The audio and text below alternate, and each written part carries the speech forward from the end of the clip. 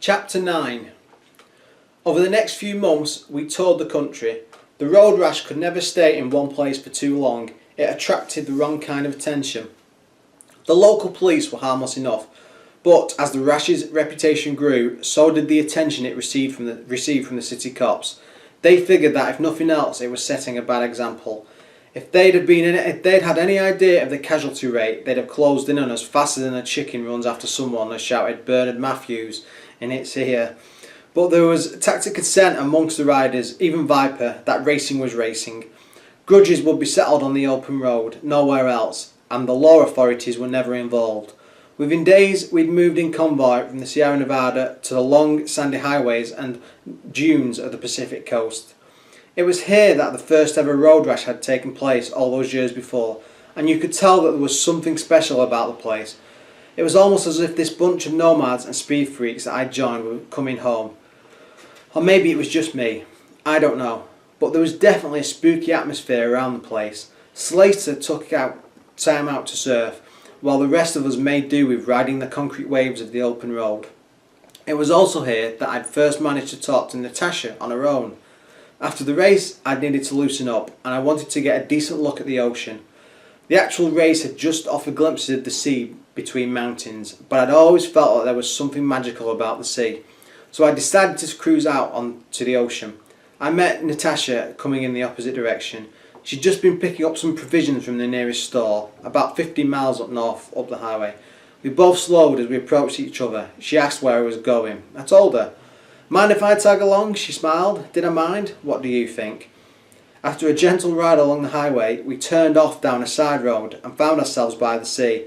For 2 hours we just sat on the beach next to our bikes and talked, watching the sun go down. It was a special evening for me. I vowed to go back there if I ever came to the Pacific coast again. Next came the long call up into the mountains to Redwood Forest, popular among the rashers for the all-night celebrations at Pop's place, a kind of log cabin bar after the race. This was course number 3, and here Slater was in his element. "Hi, I'm Slater, fly me," he'd say.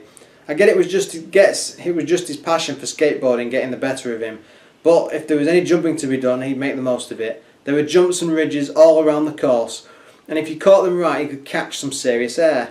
Of course, he didn't catch it right during the race. I'm sorry if this sounds unsympathetic, but I laugh whenever I think about it. I'd been a steady 3/10 behind him since the start of the race, and had managed to creep a little closer when we came to the ridge where he'd been practicing his jumps before the race. He promised to show me something special. As I sprinted to the top of the hump, I flicked my bike over to the brow to catch some extra hang time. I was busy admiring my shadow down below when I saw Slater. He was chasing a car.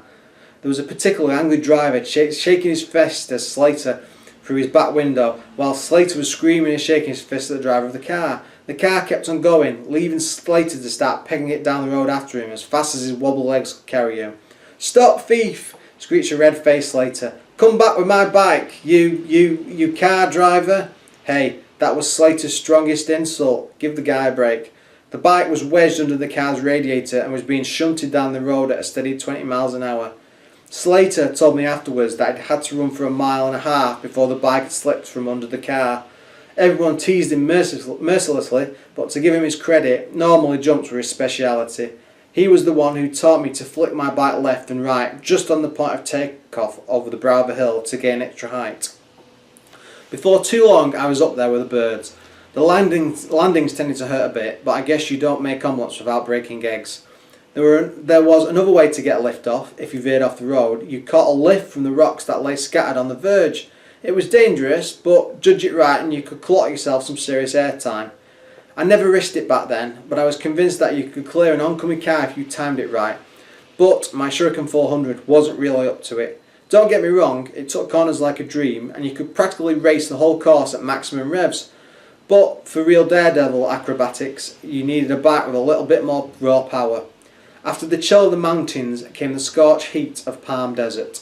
This course was tough, and unless you wanted to end up hugging a cactus, and I didn't, you kept your wits about you. Equally tough was the Last Chance Bar, the only oasis for miles. It was certainly no place for a lady. I'd somehow managed to convince an obliging Natasha, so instead of joining the rest of the Rashid, we'd spend a cosy evening watching the stars come out. Slowly but surely my skills were developing. I'm talking about my motorbike riding, not Natasha, sewer mind. And although I was still starting at the back of the grid, my finishing places slowly but surely crept higher and higher. After 10th at Sierra Nevada, I repeated the performance at the Pacific Coast.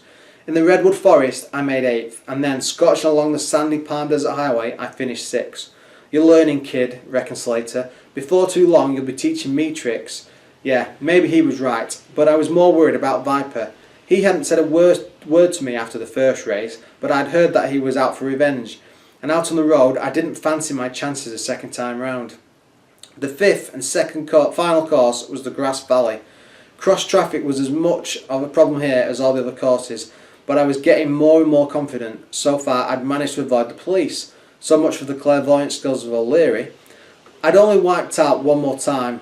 It was nothing really, just a little misunderstanding between myself, a corner that I wasn't expecting, and a particularly well-built telegraph pole, and Viper had been safely away from me amongst the leaders. That I hoped to change. Okay, so there were other riders that I learned to stay away from. There was one truly objectionable guy named Biff. Now, he was a real pain in the butt. He just couldn't fit enough words about himself into one day, but he was harmless enough, as were the others. You just had to show a little respect. So on the whole, I figured I was doing okay. I'd earned a little money, and so far I hadn't spent any. And of course, Natasha was slowly beginning to warm to me, just a bit. Where was I? Oh yeah, Grass Valley. You want to know what happened? I came second. Me, player, the guy who's talking to you. Yes, I raced across that finish line behind one other rider, Shiva. I'd passed Viper without incident early in the race, just a mile from the start line, and then I just kept going. Crazy, eh? Okay, so luck had been on my side. Too many riders got taken out by the lazy drivers of Grass Valley, and too many had been too preoccupied with smashing the hell out of each other to concentrate on the rest of their opponents. So it had been easy for me to work my way through the rankings until miraculously, storming out of a big right-hander, I raced past Leicester and found myself in second place. I know what you're thinking. Even I found it hard to believe, and here speaks a man who's pretty sure of himself. If I'm honest, I'll have to admit that once I got into second place, that was it. I never came close to Shiva, he was just too quick. But I was proud to be his nearest rival for that day at least.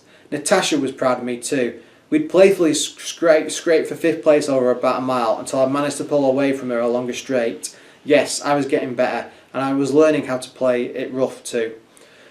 There were 2 ways to take a rival out of a race. First, you could simply barge him off the track or into the path of an oncoming vehicle, but that was dangerous, and I wouldn't recommend it except as a last resort. Okay, so that's exactly what I'd done to Viper in my first ever race, but I'd been angry and didn't know better. Just do as I say, not as I do, okay? Second, you could just use a good old-fashioned boot or fist to get the message across, but even this isn't simple. You can be the best karate expert or boxing champ in the world, but when you're straddling a high-powered motorbike, seemingly with a life of its own, snaking along a twisting country road at 120 miles an hour, your moves are limited. I'd challenge even Bruce Lee to do any better than the moves I'm going to tell you about. The problem is, you can't take both hands off the handlebar at the same time, unless you're a lunatic. Okay, so you probably could let go with both hands, but if you fall off, so you've got to simply whack your opponent with a straight punch or let fly with a vicious backhander.